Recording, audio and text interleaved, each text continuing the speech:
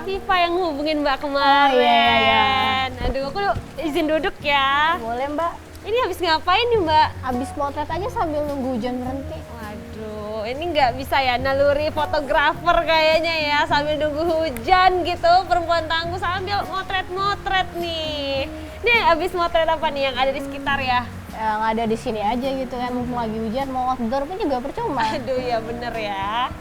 Mbak, Mbak Rona ini kan seorang fotografer ya. Aku boleh ya sambil ngobrol-ngobrol nih sambil nungguin hujan juga. Seorang fotografer perempuan lagi. Itu gimana sih Mbak perasaannya menjadi fotografer perempuan yang mungkin masih langkah nih di Provinsi Bengkulu?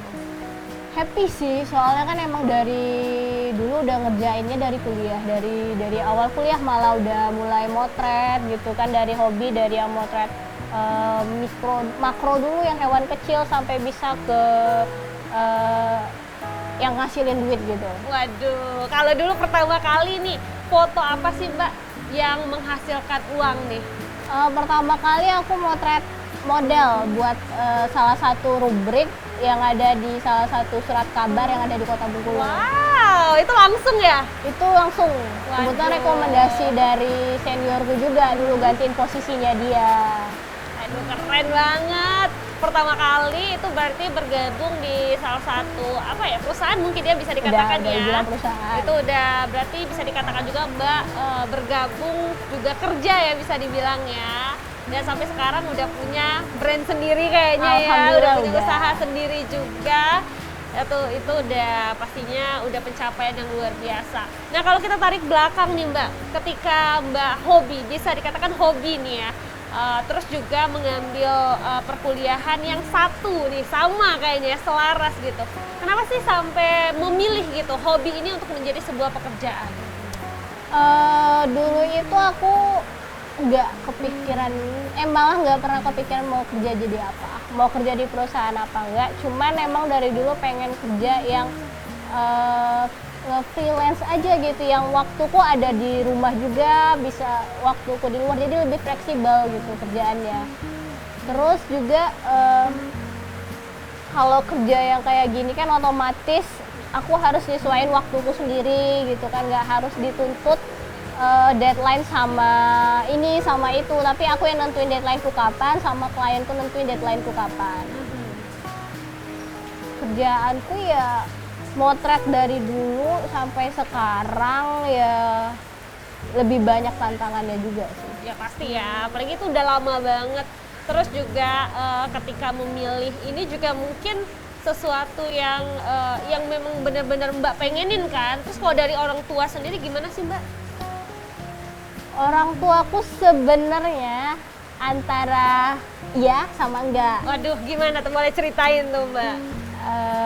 Mereka nggak ada ngelarang, nggak juga mengiyakan. Jadi ya kalau misalnya emang mereka lagi nggak setuju ya anaknya diem aja gitu. Tapi kalau di saat mereka lagi setuju ya udah silakan gitu.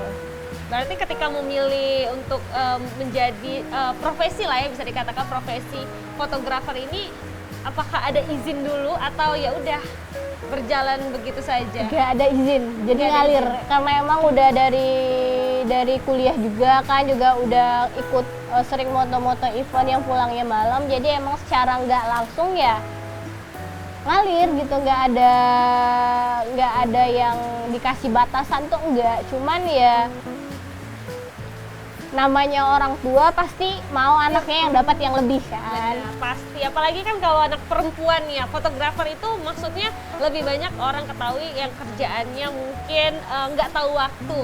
Ketika dia sudah mulai bekerja mungkin bisa malam, bisa siang, bisa juga subuh mungkin. Nah mungkin kalau Mbak sendiri ada nggak sih kekhawatiran dari Mbaknya dan juga pastinya dari orang tua nih, pasti khawatir nih anaknya pulang malam gitu habis ngejob nggak atau apa, itu ada nggak sih Mbak? Paling khawatirnya itu kalau habis motret lamaran. Soalnya kalau lamaran di Bengkulu sendiri kan hampir rata-rata habis isya sampai jam 11, 12 sampai jam 1 kadang kan. Jadi kan kalau jalanan udah sepi, jadi khawatirnya di sana. Sedangkan rumah di ujung, nggak tahu moto di mana gitu kan. Iya. Terus Mbak ini kan masih muda banget ya. ketika sudah dari hobi terus juga bergabung di salah satu perusahaan sampai sekarang udah punya brand sendiri juga, udah punya bisnis sendiri. Itu gimana sih Mbak perjalanannya? Apakah semudah itu untuk mencapai titik sekarang? Sebenarnya enggak, banyak lika-likunya juga. Kemudian juga tuntutan dari orang tua yang ini dan itu. Jadi enggak bisa dibilang berjalan dengan mulus, enggak. Kebetulan aku kuliah kan awal mulanya 2013. Udah mulai motret, sebenarnya udah punya hobi motret itu dari aku kelas 9 SMP. Karena ayahku sering bawa kamera kantor ke rumah. Aduh. Jadi emang udah dari sana gitu. Terus udah sering hobi motret, sering hunting juga sama teman itu dari awal kuliah, dari awal punya kamera gitu, digali terus potensinya gitu. Ini kamera tuh anggap sebagai temanmu sendiri gitu kan, kamu mau namain dia apa gitu, yang penting disayang gitu. Jadi harus men-challenge diri sendiri, aku tuh bisanya apa gitu. Abis dari motret yang ini aku bisa nggak ya motret yang gitu. Jadi emang bener-bener ada apa sih, ada tingkatan-tingkatan yang harus aku cari sendiri gitu. Terus dari 2014 motret, terus 2014 atau 2015 itu aku kerja juga kan, jadi fotografer di salah satu perusahaan yang ada di Bengkulu juga. Terus merantau cari kerja di luar juga. Oh sempet juga ya? Udah. Itu kalau di luar tuh ngapain Mbak? Apakah satu profesi ini yang dicari ataukah ada profesi lain yang dicari? Profesi lain yang dicari. Waduh, apa itu Mbak? Karena aku jurusan kuliahku ilmu komunikasi, dari aku kecil sampai sekarang emang sukanya jurnalistik, jadi emang nyarinya lebih ke jurnalistik kemarin. Tapi di profesi yang fotografi ini juga tetap aku cari. Terus brandku sendiri udah dari zaman kuliah juga aku bikin kan, jadi udah banyak juga, udah dari kerja sama orang, terus ikut partner lain sampai punya tim sendiri gitu. Waduh. Udah banyak yang dilalui. Udah banyak ya struggle. Aduh, badai kayaknya ya, udah diterpa udah semua kayaknya. Keren banget sih Mbak. Nah, kalau untuk foto sendiri nih, biasanya foto apa aja nih Mbak? Kalau untuk foto sendiri itu banyak. Yang pertama itu ada wedding, terus ada pre-wedding, terus maternity, wisuda, photoshoot, foto produk, dan foto yang lain-lain. Oke, berarti banyak ya, tergantung kliennya pengen apa. Kalau harapan Mbak sendiri nih ke depannya, apakah Mbak akan masih menjadi seorang fotografer wanita ini, atau mungkin nanti ada planning lagi ke depannya?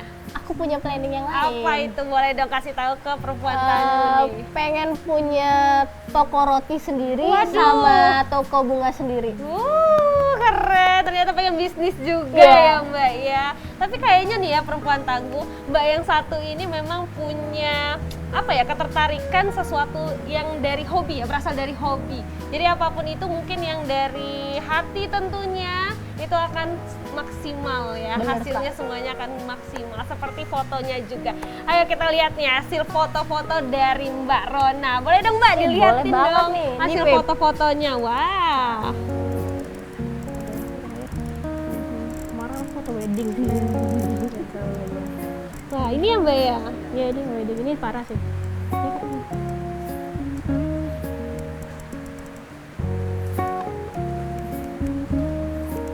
Konsepnya kebun tapi di rumah. Oh, di rumah. Tapi nggak apa ya, nggak pakai, nggak kayak orang kebanyakan buat nikah gitu.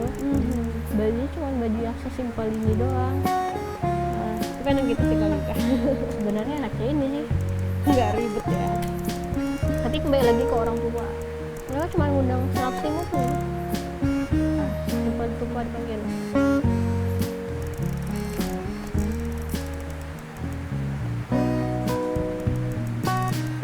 Oke lah, keren banget. Next aku pasti harus mau banget nih difotoin sama Mbak Rona. Boleh, Pip? Wisuda kan? Ya udah, boleh balik tanda Boleh, seru dong. boleh. Oke deh Mbak, terima kasih ya Mbak ya. Udah banyak banget memberikan inspirasi juga buat kita yang mungkin punya hobi untuk terus menekuni ya. Benar. Hobi yang kita miliki, karena ya itu tadi bisa Kan kita nggak tahu rezeki datangnya dari Benar. mana. Hasilnya tentu pasti maksimal seperti Mbak Rona. Oke perempuan tangguh, selanjutnya Afifah akan mengajak perempuan tangguh ke narasumber selanjutnya dan tentunya memiliki karya yang luar biasa dari hati. Terima kasih ya Mbak ya. Sama-sama, Pip. Oke.